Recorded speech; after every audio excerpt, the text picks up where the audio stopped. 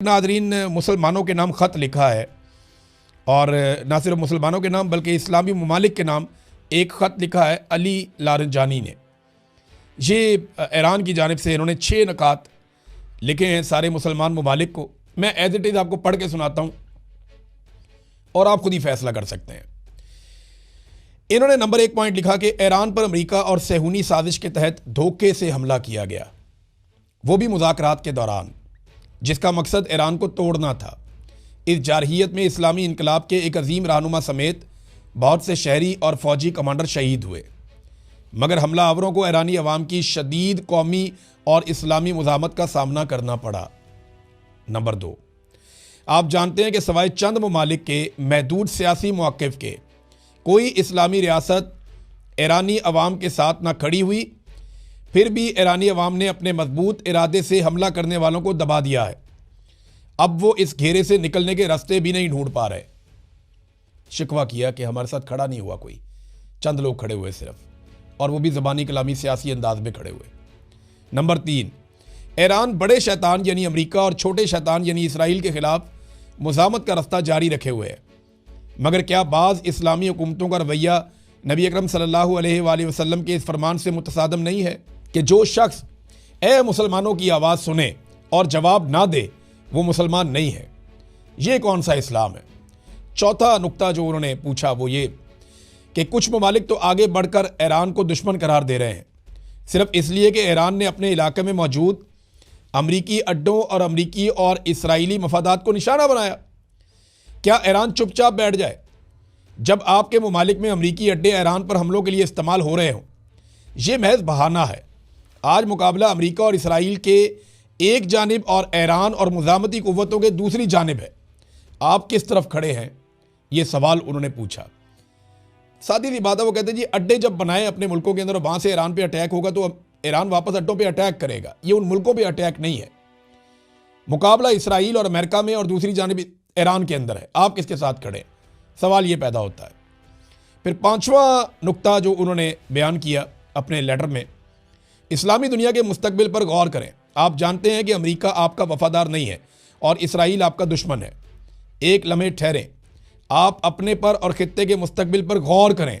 Iran आपके साथ मुखलिस है, वो आप पर गलबा नहीं चाहता। यानी ईरान यहाँ कब्जा नहीं करना चाहता, ईरान यहाँ पे कोई एक्सटेंशन नहीं करना चाह रहा, कोई एक्सपेंशन का प्लान नहीं है, वो इसराइल का है।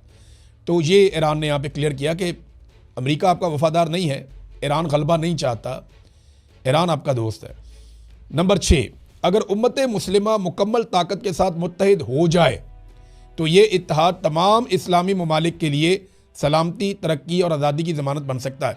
वैसे ईरान ने जितनी बहादुरी के साथ ये लड़ाई लड़ी है ना, अगर एक मुल्क ये कर सकता है तो सोचिए अगर मुसलमान ममालिक सारे इकट्ठे हो जाएं।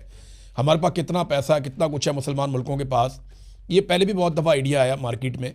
तो इंसानियत के नाम पे इकट्ठे हो जाएं, खाली मुसलमान मुल्क नहीं बाकी ममालिक भी इकट्ठे हो जाएं साथ में। जो रीजन है वो सारा इकट्ठा हो जाए, जैसे यूरोपीय यूनियन है वो सब इकट्ठे रहते हैं। अगर ये रीजन भी इकट्ठा हो जाए और आपस में मुआहदा कर लें कि हम आपस में कभी नहीं लड़ेंगे, हम तरक्की करेंगे, तामीर करेंगे, गरीबों को फ़ायदा देंगे, अपने लोगों को अपलिफ्ट करेंगे, अगर ये सारे मुल्क मिलकर फैसला कर लें और ये खून रेजी बंद हो जाए तो चंद जर्नैलों की दिहाड़ियाँ तो ख़त्म हो जाएंगी, चंद पागल ज़हनी मरीज़ों का काम तो बंद हो जाएगा। लेकिन इस खित्ते के जो करोड़ों लोग हैं, बहुत बड़ी तादाद में अरबों लोग हैं बल्कि, उन सब का मुस्तकबिल बन जाएगा। नाज़रीन, आखिर में मैं एक तबसरा पढ़ रहा था एक नौजवान का और उन्होंने बड़ी मज़ेदार चीज़ लिखी। उन्होंने कहा जी कि ईरान इतनी शानदार लड़ाई लड़ रहा है, कौन सा जर्नैल है, किसी का नाम आया सामने, कोई गाना शाना निकाला हो उनके ISPR ने या उनके जर्नैलों को हीरो बनाया गया हो? नहीं, वो ईरानी कौम को हीरो बना रहे हैं, ईरानी कौम के मुंतखब नुमाइंदों को हीरो बना रहे हैं, अवामी नुमाइंदों को। और वो ईरान की बात करते हैं, ईरानी अवाम की बात करते हैं। वो किसी एक जर्नैल की, किसी एक को हीरो बनाने की बात नहीं करते। तो उनकी सोच के अंदर बड़ी आज़ादी है। वहाँ पे देखें ना, 2 ही लोग सामने आ रहे हैं, दोनों फौजी नहीं हैं, अब्बास इराक़ची और अली लारंजानी, ये दोनों लोग सामने आ रहे हैं। तो ये चीज़ भी हमें सीखनी पड़ेगी ईरान से कि बड़ी से बड़ी लड़ाई भी आप लड़ें तो कौम को खड़े होना होता है, आप इक्का दुक्का को उठा के हीरो नहीं बना सकते। नादरीन, मुसलमानों के नाम ख़त लिखा है और ना सिर्फ मुसलमानों के नाम बल्कि इस्लामी ममालिक के नाम एक ख़त लिखा है अली लारंजानी ने। ये ईरान की जानिब से इन्होंने 6 नकात लिखे हैं सारे मुसलमान ममालिक को। मैं एज इट इज़ आपको पढ़ के सुनाता हूँ और आप खुद ही फैसला कर सकते हैं। इन्होंने नंबर 1 पॉइंट लिखा कि ईरान पर अमेरिका और सेहूनी साजिश के तहत धोखे से हमला किया गया, वो भी मुज़ाकरात के दौरान, जिसका मकसद ईरान को तोड़ना था। इस जारहियत में इस्लामी इनकलाब के एक अजीम रहनुमा समेत बहुत से शहरी और फौजी कमांडर शहीद हुए, मगर हमलावरों को ईरानी अवाम की शदीद कौमी और इस्लामी मुज़ाहमत का सामना करना पड़ा। नंबर 2, आप जानते हैं कि सवाए चंद ममालिक के महदूद सियासी मौक़िफ़ के कोई इस्लामी रियासत ईरानी अवाम के साथ ना खड़ी हुई, फिर भी ईरानी अवाम ने अपने मजबूत इरादे से हमला करने वालों को दबा दिया है। अब वो इस घेरे से निकलने के रास्ते भी नहीं ढूंढ पा रहे। शिकवा किया कि हमारे साथ खड़ा नहीं हुआ कोई, चंद लोग खड़े हुए सिर्फ, और वो भी ज़बानी कलामी सियासी अंदाज में खड़े हुए। नंबर 3, ईरान बड़े शैतान यानी अमेरिका और छोटे शैतान यानी इसराइल के खिलाफ मुज़ाहमत का रास्ता जारी रखे हुए है।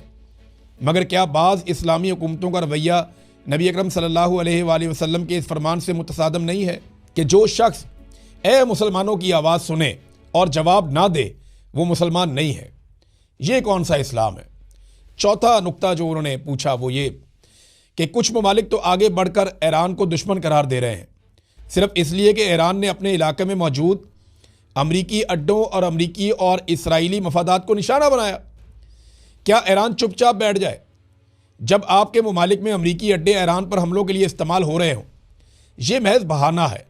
आज मुकाबला अमरीका और इसराइल के एक जानिब और ईरान और मुज़ाहमती क़ुव्वतों के दूसरी जानिब है। आप किस तरफ खड़े हैं? ये सवाल उन्होंने पूछा। सादी सी बात है, वो कहते हैं जी अड्डे जब बनाए अपने मुल्कों के अंदर, वहाँ से ईरान पे अटैक होगा तो ईरान वापस अड्डों पे अटैक करेगा। ये उन मुल्कों पे अटैक नहीं है। मुकाबला इसराइल और अमेरिका में और दूसरी जानिब ईरान के अंदर है। आप किसके साथ खड़े? सवाल ये पैदा होता है। फिर 5वां नुक्ता जो उन्होंने बयान किया अपने लेटर में, इस्लामी दुनिया के मुस्तकबिल पर गौर करें। आप जानते हैं कि अमेरिका आपका वफादार नहीं है और इसराइल आपका दुश्मन है। एक लम्हे ठहरें, आप अपने पर और खित्ते के मुस्तकबिल पर गौर करें। ईरान आपके साथ मुखलिस है, वो आप पर गलबा नहीं चाहता। यानी ईरान यहाँ कब्जा नहीं करना चाहता, ईरान यहाँ पे कोई एक्सटेंशन नहीं करना चाह रहा, कोई एक्सपेंशन का प्लान नहीं है, वो इसराइल का है। तो ये ईरान ने यहाँ पे क्लियर किया कि अमेरिका आपका वफादार नहीं है, ईरान गलबा नहीं चाहता, ईरान आपका दोस्त है। नंबर 6, अगर उम्मत मुस्लिमा मुकम्मल ताकत के साथ मुत्तहिद हो जाए तो ये इत्तेहाद तमाम इस्लामी ममालिक के लिए सलामती, तरक्की और आज़ादी की ज़मानत बन सकता है। वैसे ईरान ने जितनी बहादुरी के साथ ये लड़ाई लड़ी है ना, अगर एक मुल्क ये कर सकता है तो सोचें अगर मुसलमान ममालिक सारे इकट्ठे हो जाएं। हमारे पास कितना पैसा, कितना कुछ है मुसलमान मुल्कों के पास। ये पहले भी बहुत दफ़ा आइडिया आया मार्केट में।